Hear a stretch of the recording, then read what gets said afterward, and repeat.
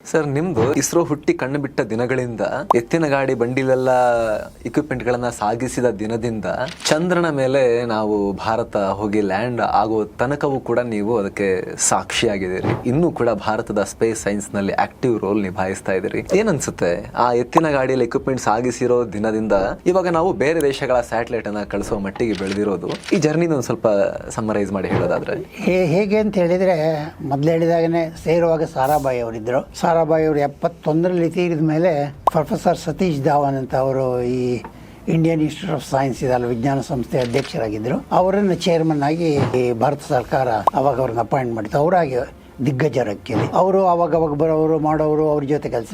ಎಲ್ಲದಕ್ಕಿಂತ ಹೆಚ್ಚಾಗಿ ಕಲಾಂರವ್ರು ಇದ್ರು ನಮ್ಮ. ನಾನು ಕಲಾಂರವರು 17 ವರ್ಷ ಹೆಗಲಿಗೆ ಹೆಗಲು ಕೊಟ್ಟು ಕೆಲಸ ಮಾಡಿದ್ದೀವಿ. ಹಾಗೆ ನಮಗೆ ಏನು ಅಂತ ಹೇಳಿದ್ರೆ, ಈ ಬಾಹ್ಯಾಕಾಶ ಸಂಸ್ಥೆಯಲ್ಲಿ ಅದನ್ನು ನಡೆಸ್ಕೊಂಡು ಹೋಗುವಂತ ಎಲ್ಲ ದಿಗ್ಗಜರು, ಅವರುಗಳ ಜೊತೆ ಒಂದು ಕೆಲಸ ಮಾಡೋದು. ಆಮೇಲೆ ನಮ್ಗೆ ಏನೊಂದು ಕೆಲಸ ಮಾಡ್ಬೇಕಾದ್ರೆ ಏನು ಗೊತ್ತಿರ್ಲಿಲ್ವಲ್ಲ, ನೀವೇ ಮಾಡಿ, ನಿಮ್ಗೇನು ತೋಚುತ್ತೋ ಅದು ಮಾಡಿ ಪ್ರಪೋಸಲ್ ಕೊಡಿ, ಆ ಥರ ಒಂದು ಇಂಡಿಪೆಂಡೆನ್ಸ್ ಇತ್ತು ನಮಗೆಲ್ಲ.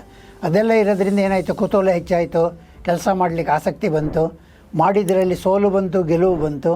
ಹಾಗೆ ಮುಂದುವರ್ಕೊಂಡು ಒಂಥರ ಉತ್ಸಾಹದಲ್ಲಿ ನಡೆಸ್ಕೊಂಡು ಬಂದು ಇವತ್ತಿಗೂ ನಾವು 2ನೇ ಮನೆ ಯಾವುದು ಅಂತ ಹೇಳಿದರೆ ನಮ್ಮ ಬಾಹ್ಯಾಕಾಶ ಸಂಸ್ಥೆ. ಫುಲ್ ವಿಡಿಯೋಗಾಗಿ ರಿಲೇಟೆಡ್ ಲಿಂಕ್ ಕ್ಲಿಕ್ ಮಾಡಿ.